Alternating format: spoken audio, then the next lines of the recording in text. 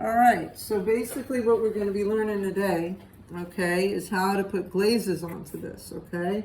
Now, number one, of course, your painting is a heck of a lot more detailed than mine, okay? If it's not detailed, then you're wasting time, okay? Now, what you're going to do, remember I said to try to have glue for today? So my glue, okay, is what we call this material that I'm using. It's called liquid, and it's kind of like a gel. Another thing that can be used for my painters is, like I said, use glue, okay? I would make a mixture, take a cup, make about 1/3 of glue, 2/3 water, okay? And you basically use, like I am right now, I'm taking a little bit, here, let me make it so maybe you could see what I'm doing on my, I don't mind putting it like that, that's fine. It's not a precious painting, okay? All right, if it was a precious painting, I'd be more careful. All right, now I'm gonna take my red and this pigment, and this material, which is the liquid, and then directly on top of that, I'm gonna start colorizing it, okay? And yeah, you could get thicker, all right? You could get thick to thin. And usually what will happen is that according to whatever's underneath it, it's gonna take on the shade and value. You're gonna see it more in probably the area where I had gone ahead and painted the pigment and went into a little bit more light to dark with the form, all right? So basically, you're gonna be literally colorizing your subject, okay, with your material. And yeah, you could add the other shades that you might see in the subject, okay? And you could work little at a time. Like let's say today you work with the red. Next day you come in, you might wanna work with the orange, and then the next day you come in, you want to work with the other shade, and you slowly build the shape and form of what you see that's in front of you, okay? Like now I'm going to knock it, I'm going to probably put a darker shade with it. I'm going to use a little bit of a purple shade, and I'll go ahead and in there. But I could do that another time, you know, I don't have to do it right now. And another thing too, you gotta work real soft, because otherwise it will disappear, okay? Now, that would be considered a glaze right up on top, okay? I'm gonna do more to this area here, this area. Am I on camera still? Let me hope I'm still on camera. Wait a minute, let me double check what's going on. Okay, yeah, I'm still on camera, good. All right. So I'm taking this liquid, and now I'm going to come into this area with that orange shade. Sorry, I need to get more yellow, but I don't want to take out more paint. Not yet, at least. Because as I told you guys, I stopped painting for a while because I'm working on my drawings right now. And I don't want to get this area too messy. Yeah, and you basically, it'll take on the shade that's underneath it. You could literally just take the darn shade and go right up on top of it. And then later on, you know, when it dries, then you can add the next shade and the next shade to make it more colorized according to what you see in front of you, okay? Does that make sense? That would be considered, let's say, a glaze.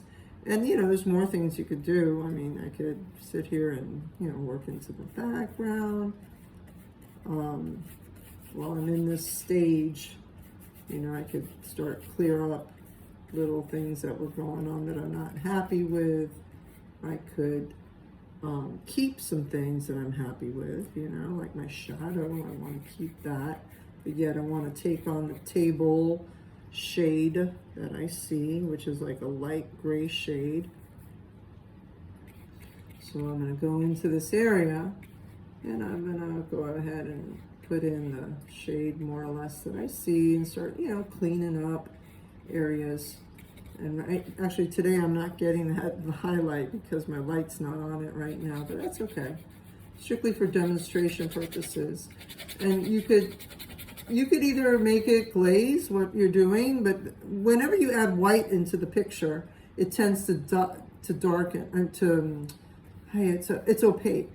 So what's going to happen is you're going to kill everything that's underneath it anytime you add white to it.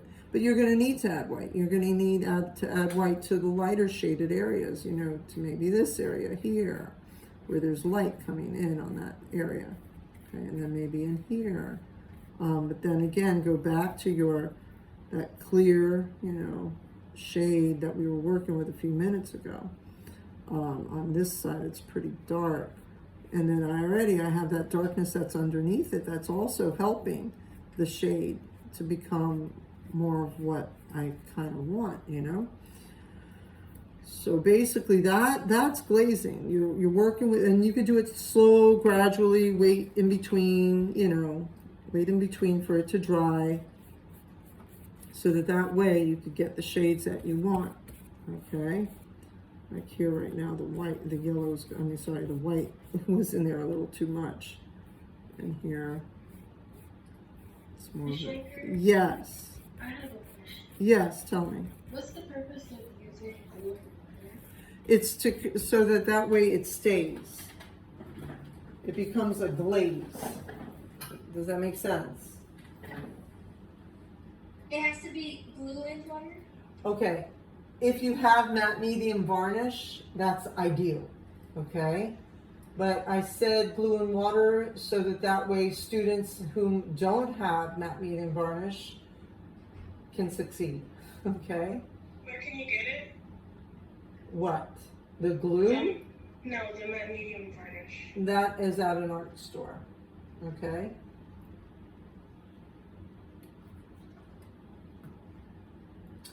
Or Mod Podge. Remember we talked about, I have no idea what those things are. okay. Mod Podge is all right, it's kind of like what I'm working with here. The only difference here is that this material, actually when I work with glazes, I work with either this or I work with my linseed oil. And the glazes, like I said, they're transparent veils of color on top of what you've already done, okay? And what you're doing is you're kind of colorizing it. And yes, it's not going to stay at this level. I mean, I'll do more to it, and I'll add more glazes in, and I'll add more highlights in with glaze, because you can work both ways. You can work with a highlight of a glaze, and you can also work with the darkened value of the glaze. But already what is underneath it, you've done so much work, let's say to the surface. Here, let me show you, for instance. Like, this is not, the painting that was underneath there was not like refined. Okay, but let's go back. Hold on, let me pull this little guy up again, and you'll kind of get the drift, I think, when you see it. Okay. Wait a second. I'm going to share my desktop. It's a mess right now. I got all kinds of things going on over here. Okay. Very quick. If you guys remember when we were talking. Where is it? Give me a minute. Painting. No, that's not you guys. Hold on. 20, right? Painting. Okay, should be in there. Maybe. Oh. Yeah, okay, it is in there. Okay. Alright, do you remember this? Yes. Okay. Yeah. Now, you just saw like my quickie paint, right? But imagine I spent time on it, okay? And now I'll come into glazes of skin tone shade on top, okay, of the browns, of the oranges, and softly build them up, okay? Does that make sense? Yes. Okay. And what's going to happen, it's going to take on what you've already done, all this work that you've already done in black and white. By doing that glaze, it's a transparent shade on top. Get it? So what's going to happen is it's going to take on the value that's going on. By simply adding that transparent veil on top, you just might be able to not do so much work like you maybe have done before with maybe your lights and darks and I don't know, your blending and your wet and wet. It's just another method of working. So there are a lot of artists that do work this way, okay? And then what they do after they're done with their black and white version, they'll come on top of that with the glazes. Kehinde Wiley works that way. Bouguereau works that way. And I believe I shared with you. Hold on, let's do this. Grisaille. Black and white. Come on. Nope. I'm looking for the artists that use Grisaille strongly. Took Gernot Caravaggio. Nope. Grisaille. Nope. Nope. Nope. Okay. I'll just type his name in. His name is Kehinde Wiley. You guys seen his work, especially this group. This great group of Painting1, you've seen Kehinde Wiley's work. I've shown it to you many a times. I love his work. He's one of my favorites. I've been teaching about this guy for like eons, even before he became famous. I was teaching about him because I saw his work and I was very much impressed with it. Can I bring up my favorite piece? My favorite piece of Kehinde's is named Sleep. Hold on, let me write Sleep. It's gorgeous. I had to, when I saw this thing, I was like mesmerized. This is his painting. This is actually the Rubel collection. They bought it. Okay, so it's now in the Rubel. Yep, there it is. And this piece is huge. It's 133 inches by, I think it's like, God, it must be like 113 or something this way. But it is incredible. And he works with glazes. All this work, I wish you could see like a major detail of it, but all the workmanship that he puts into the face, the hands, and all of this shine, all of that was done first in black and white, and then he added the color on top. Does that make sense? Yeah. Another artist that works that way is one of my favorite human beings.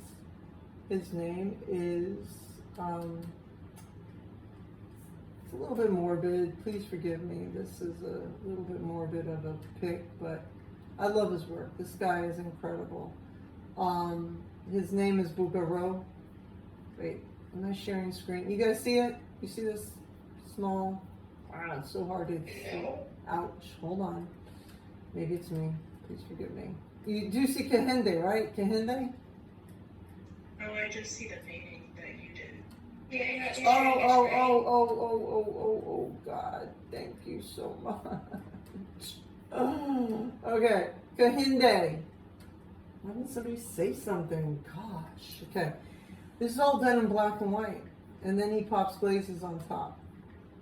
Okay. This is all done that way.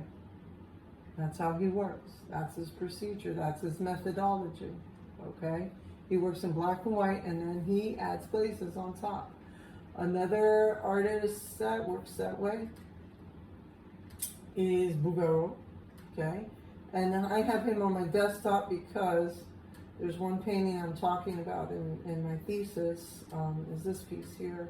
I saw it at the Met, and it kind of blew me away. Share screen again, hold on, here we go. He also works the same way, same method, is that he'll come in, he'll start off with black and white. Oops, sorry, trying to make it larger so you guys can see it a little bit better. Yeah, I would say, after I talk about these people, start looking at them, check out their work.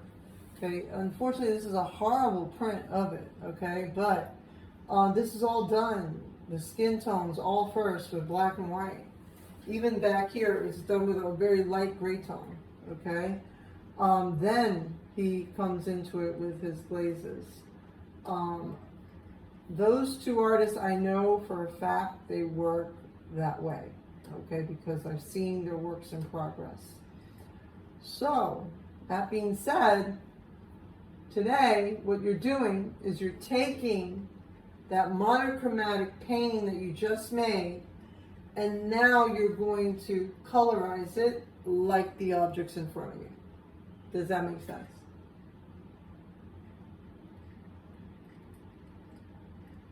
Yeah. Okay. Yes. All right. So, that being said, Wait, Miss Shaker. yes. It has to be 3 objects. Okay, that was last week. Yes, it's 3 objects.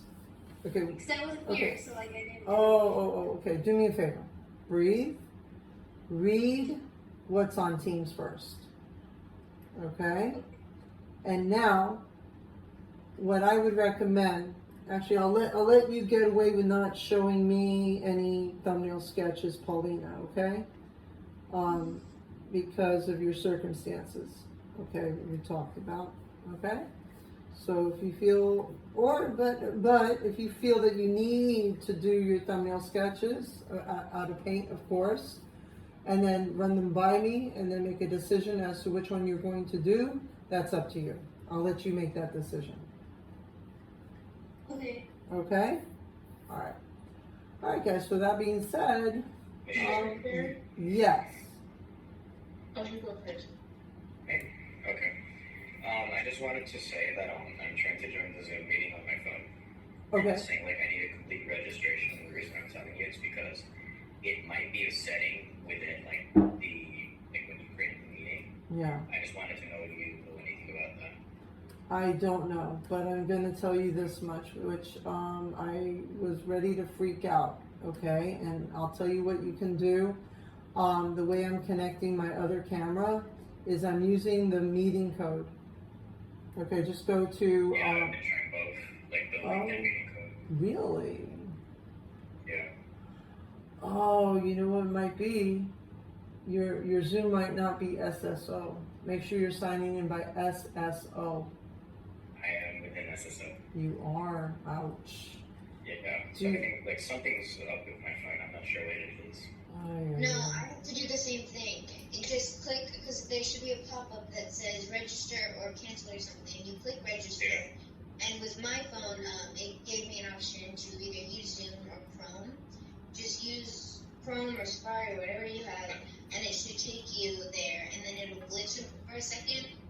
Then it'll take you back to Zoom, and then you have to put in the code, and then it should let you in. For me, it just brings me back to like the home page for Zoom. Because that's what it did for me, but I had to go to like Chrome, and then it would like sit there for a second and load, and then it glitch back to Zoom, and then I'd be able to put in the code. Okay. I'll try. Yeah, give that a shot, okay?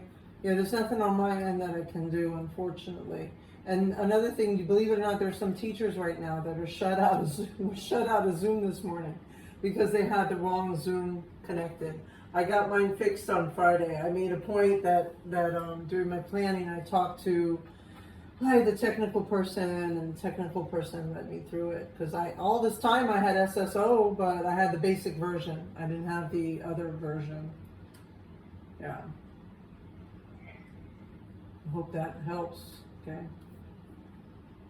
My question was, Yes. were we supposed to use black and white, or does the color that we use not matter? Oh, it doesn't matter. Just as long as it's black, white, and one other color. Monochromatic. Okay.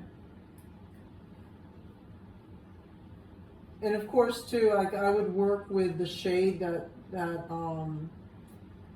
well, I would work with the reality now. After you've done the work of the black and white, and the gray, and the one other color, I would add the colors on top just like I demonstrated. Of course, you know, your imagery is going to be a heck of a lot more worked on than mine. This was just a quick sketch.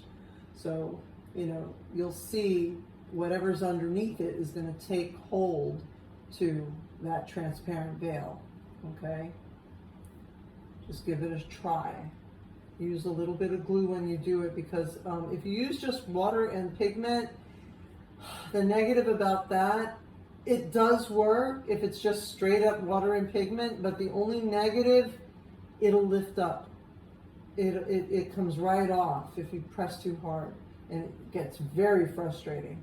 But that's why I mentioned the glue or using matte medium varnish. That will work, or Mod Podge. Mod Podge will work, a varnish will work. Yeah, anything like that. Okay, so everybody is in full production mode, okay? And any